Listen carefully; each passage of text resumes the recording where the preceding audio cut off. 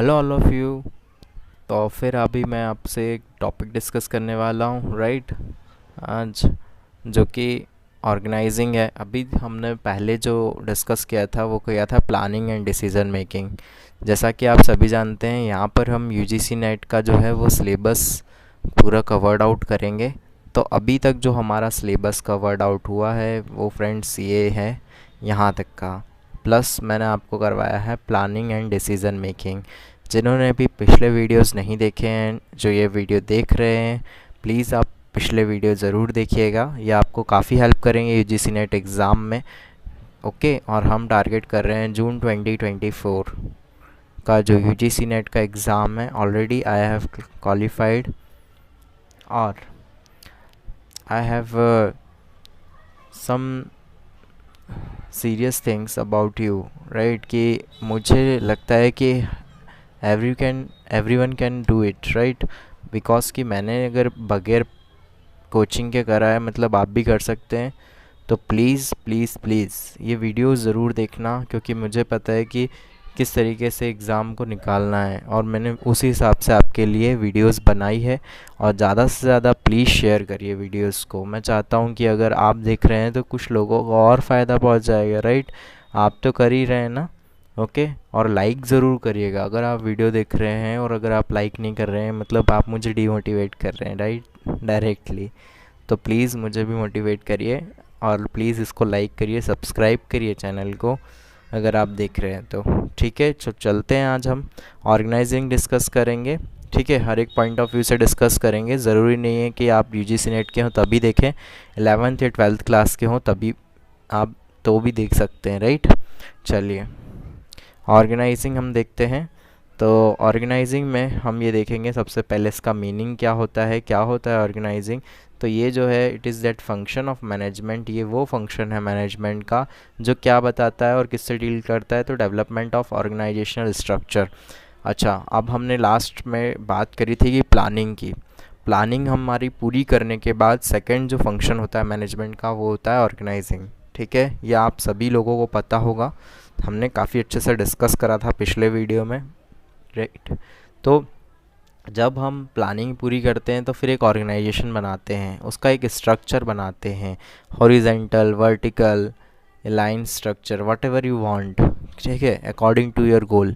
तो क्या आप किस तरीके का स्ट्रक्चर बनाएंगे, ठीक है, तो वो आपको डिसाइड करना होगा, और फिर उसका डेवलपमेंट करना होगा। डेवलपमेंट कैसे, उसमें वर्क करके और अपने गोल्स को अचीव करके, ठीक है। And allocation to various resources to accomplish the predetermined goals. जो भी आपका गोल है उसको अचीव करना, जैसा कि मैंने अभी आपसे बताया। थियो हाइमन, ठीक है, थियो हाइमन के अकॉर्डिंग जो है ऑर्गेनाइजिंग जो है वो क्या है, एक प्रोसेस है, process of defining and grouping the activities. जो भी एक्टिविटीज़ हम करने जा रहे हैं एक ऑर्गेनाइजेशन या एक एंटरप्राइज के अंदर, उसको ग्रुप करना और उसको डिफ़ाइन करना, ठीक है। तो वो हमारा क्या कहलाएगा, organising, right. Establishing authority and relationship among them, ये भी जो है हमारा एक ऑर्गेनाइजिंग के अंदर का फंक्शन है, राइट। हम क्या बोल सकते हैं, देखो, और एक पार्ट बोल सकते हैं कि यहाँ पे देखिए कॉन्सेप्ट ऑफ ऑर्गेनाइजिंग क्या होता है। तो दो टाइप के कॉन्सेप्ट मैंने लिख रखे हैं आपके लिए, स्टैटिक कॉन्सेप्ट और एक है डायनामिक कॉन्सेप्ट। स्टैटिक कॉन्सेप्ट में डायरेक्टली हम क्या करते हैं, जो ऑर्गेनाइजेशन है उसको कनेक्ट करते हैं स्ट्रक्चर के साथ, और फिर क्या होता है कि एक फॉर्म या एक सिस्टम ऑफ स्पेसिफिक रिलेशनशिप और एक एंटिटी जो है वो आती है पिक्चर में, राइट। तो यहाँ पे एक ऑर्गेनाइजेशन को कनेक्ट करते हैं कि स्ट्रक्चर के साथ में, ठीक, वो होता है स्टैटिक कॉन्सेप्ट। या आप कह सकते हैं कि ऑर्गेनाइजेशन जो है वो एक एसोसिएशन है, किसके बीच में, तो person who are bound together in an orderly manner so as to attain common goals of the organisation. किसी भी कंपनी को देखा होगा आपने, उसके जितने भी एम्प्लॉयज़ हैं वो एक साथ काम करते हैं एक कॉमन गोल के लिए, और वही जो कंपनी है उसको हम यहाँ ऑर्गेनाइजेशन का नाम दे रहे हैं, राइट। समझ में आया, ठीक है। तो हम आगे बढ़ते हैं डायनामिक कॉन्सेप्ट पे। डायनामिक कॉन्सेप्ट क्या है, तो बच्चों डायनामिक कॉन्सेप्ट क्या है वो देखिए कि under this concept the meaning of an organisation is explained as an ongoing activity. तो एक ऑनगोइंग एक्टिविटी के तरीके से जो है वो हम इसको डिफ़ाइन करते हैं कि ऑर्गेनाइजेशन मतलब कि हम कभी भी ऑर्गेनाइजिंग जो एक ऐसी एक्टिविटी कभी रुकने वाली नहीं है, ठीक है। Organising emphasises on managing and organising people, resources, systems and work. तो हमेशा ऑर्गेनाइजेशन के अंदर या कंपनी के अंदर हर एक चीज़ हम ऑर्गेनाइजिंग करते रहते हैं। ऑर्गेनाइजिंग पीपल मतलब ना रुकने वाला प्रोसेस, हमेशा रिक्रूटमेंट चलते रहना, या फिर बोल सकते हैं कहीं ना कहीं कोई ना कोई जॉब छोड़ के जाता है, उसकी जगह कोई दूसरा आता है, तो ये कंटिन्यूस प्रोसेस है। वैसे ही रिसोर्सेज हैं, आज रॉ मटेरियल आया, फिनिश्ड गुड्स में ट्रांसफ़र हुआ और वापस से फिर रॉ मटेरियल आएगा, तो एक कंटिन्यूस प्रोसेस है, राइट। और वैसे ही जो है सिस्टम और वर्क भी एक कंटिन्यूस प्रोसेस का हिस्सा है, राइट।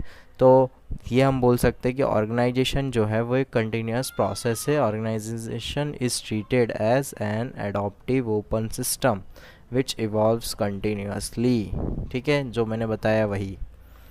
अब प्रोसेस ऑफ ऑर्गेनाइजिंग की क्या क्या प्रोसेस होती हैं जी। तो डिटर्मिनेशन ऑफ ऑब्जेक्टिव, सबसे पहले ऑर्गेनाइजेशन के अंदर जो है डिटर्मिनेशन ऑफ ऑब्जेक्टिव होता है, ठीक है।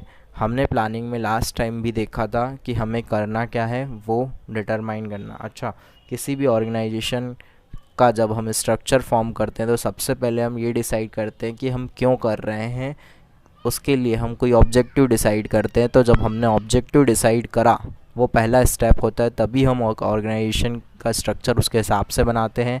फिर उसके बाद हम क्या करते हैं, डिपार्टमेंटलाइजेशन। अब उसके अंदर देखते हैं कि हमारा कितनी एक्टिविटीज़, जो ऑर्गेनाइजेशन का जो ऑब्जेक्टिव है उसका एन्यूमरेशन करना, ठीक है।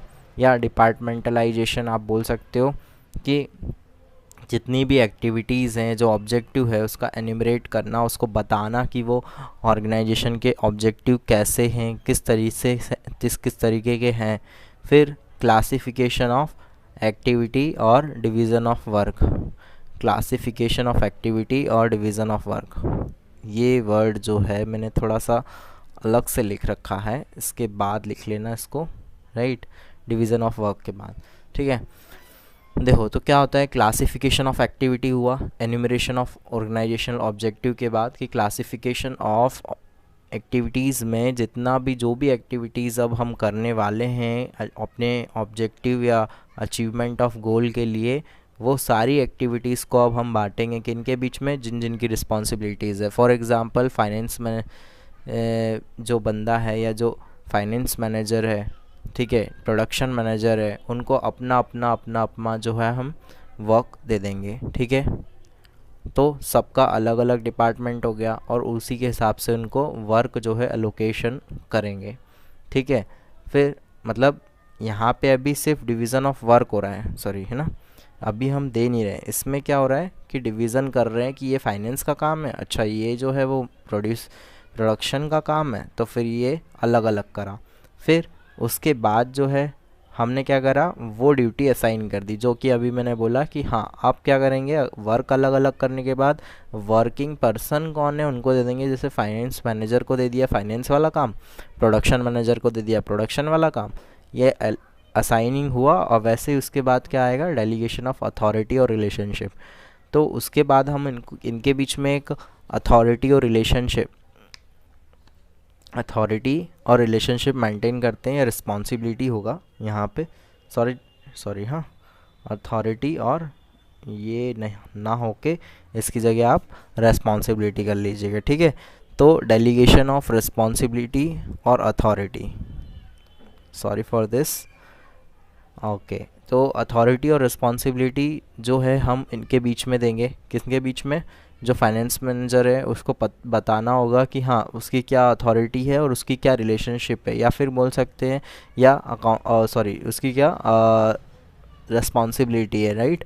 तो फाइनेंस मैनेजर किसके अंडर में आएगा, ठीक है, किसके लिए अकाउंटेबल होगा, प्रोडक्शन मैनेजर किसके अंडर में आएगा, किसके लिए अकाउंटेबल होगा, ये हमें उनको बताना पड़ेगा, ठीक है ना। ये सारी चीज़ें जो हैं वो डेलीगेशन ऑफ अथॉरिटी और रिस्पॉन्सिबिलिटीज़ के अंडर में है, ठीक है, तो ये अपनी प्रोसेस ऑफ ऑर्गेनाइजिंग होगी। ठीक है, इतना हम प्रोसेस ऑफ ऑर्गेनाइजिंग में देखते हैं। इसके बाद है सिग्निफिकेंस ऑफ ऑर्गेनाइजिंग। अच्छा, क्यों इम्पॉर्टेंट है ऑर्गेनाइजिंग ही, क्यों क्यों जो है वो सेकंड फंक्शन है या इम्पॉर्टेंट है, किस तरीके से इम्पॉर्टेंट है, क्यों रखा गया ऑर्गेनाइजिंग को? तो प्रमोट करता है ये specialisation by systematically allocating jobs को अलोकेशन करके एक तरीके से प्रॉपर मैनर में ये क्या करता है, स्पेशलाइजेशन को प्रमोट करता है। जैसा मैंने स्पेशलाइजेशन बताया फाइनेंस और प्रोडक्शन का, तो इसके अंदर जो है जो व्यक्ति हैं उनको अपना अपना काम दे दिया गया और उनके स्पेशलाइजेशन के अकॉर्डिंग दिया गया और उनको उनकी जॉब करने के लिए बोला गया। तो इससे क्या हुआ कि जो व्यक्ति जिस चीज़ के लिए पढ़ाई करी है या जिस चीज़ में जो है उसका क्वालिफ़िकेशन है वो उस तरीके का जॉब कर सकता है और अच्छे से कर सकता है। तो ये प्रमोट करेगा स्पेशलाइजेशन को। नेक्स्ट पॉइंट बोलता है कि इफ़ेक्टिव एडमिनिस्ट्रेशन करना, एडमिनिस्ट्रेशन क्लैरिटी हो जाती है कि किसको किस तरीके का एडमिनिस्टर करना है ना, और जॉब डिस्क्रिप्शन किस तरीके का रहेगा ये भी पता चलता है। और वैसे ही सब ऑर्डिनेट सुपीरियर रिलेशनशिप भी पता चलता है। जैसा कि मैंने आपको बताया कि कौन किसके लिए अकाउंटेबल होगा, राइट, कौन किसके अंडर में होगा, राइट। तो ये सारी चीज़ें, या कौन किसको रिपोर्ट करेगा, वो सारी चीज़ें, ठीक है। तो जैसे सब ऑर्डिनेट जो है वो किसको रिपोर्ट करता है, तो करेगा सुपीरियर को, राइट। तो ये चीज़ें इससे प्रॉपर एलोकेट होती है। By eliminating duplication of work, organising promotes judicious use of resources. ठीक है, अगर डुप्लीकेशन ऑफ वर्क नहीं होगा, एक ही काम दो व्यक्ति नहीं करेंगे, हो गया। जैसे फॉर एग्ज़ाम्पल कि जो मतलब मैं इसका प्रॉपर एग्ज़ाम्पल इसीलिए भी दे रहा हूँ, इसी में एग्ज़ाम्पल दे रहा हूँ कि प्रोडक्शन वाला अगर वर्क करेगा फाइनेंस वाले का और फाइनेंस वाला भी वर्क करेगा फाइनेंस के लिए, तो हो सकता हो ना डुप्लीकेशन ऑफ वर्क हो गया, तो फिर ये गलत बात हो जाएगी। तो इसीलिए जुडिशियस यूज़ ऑफ रिसोर्सेज ज़रूरी, मतलब अगर हम इसको ऑर्गेनाइजिंग को करते हैं या ऑर्गेनाइजिंग हम करते हैं तो वो फिर क्या करेगा, एक सही तरीके से यूज़ हो रहा है ना रिसोर्सेज का, वो इंश्योर करेगा। ठीक है, ये चीज़। उसके बाद जो है ट्रांसपेरेंसी जो है and certainty in working relationship. ठीक है, इससे ट्रांसपेरेंसी होगी कि हाँ कौन किस तरीके का काम कर रहा है, राइट, और सर्टेनिटी बनेगी। ठीक है, कोई भी अनसर्टेनिटी नहीं बनेगी बिज़नेस में। और वैसे ही जब ऑर्गेनाइजिंग सही तरीके से होगा तो हमारे को ये इंश्योर होगा कि हमारा ऑर्गेनाइजेशन ग्रोथ कर रहा है और एक्सपांशन कर रहा है। ठीक है, या हमारी पूरी कंपनी बोल सकते हैं, ठीक है, वो ग्रोथ कर रही है। ओके, तो यहाँ तक का मैंने आपको बताया, ये हो गया हमारा ऑर्गेनाइजिंग। तो ठीक है, फिर उसके बाद अब हम फिर मिलते हैं नेक्स्ट जो भी मैनेजमेंट का जो फंक्शन है नेक्स्ट फंक्शन में। और साथ ही मैं आपसे ये बोलना चाहता हूँ कि प्लीज़ लाइक करना, सब्सक्राइब करना, शेयर करना। अगर आपको अच्छा लगता है तो रिवाइज़ करिएगा, बिल्कुल मेरे वीडियोस रिवाइज़ करिएगा, सारे ही वीडियोस इंपॉर्टेंट है। अगर आपको लगता है तो इनके स्क्रीनशॉट्स ले लीजिए, बट जैसे ही अभी कंप्लीट होगा मेरा यूनिट 1 वैसे ही मैं आपको जो है वो PDF दे दूंगा। मेरे टेलीग्राम चैनल पे आप ज्वाइन कर लीजिएगा, मैं आपको लिंक भी दूंगा, सारे वीडियोस के नीचे मैं आपको लिंक मेंशन कर दूंगा। ठीक है, तो please please please subscribe, like and share, और ज़रूर से अच्छे से पढ़ो। ठीक है, एग्ज़ाम पास में है, 1 मंथ ही है आपके पास, तो अच्छे से पढ़ना। बाय।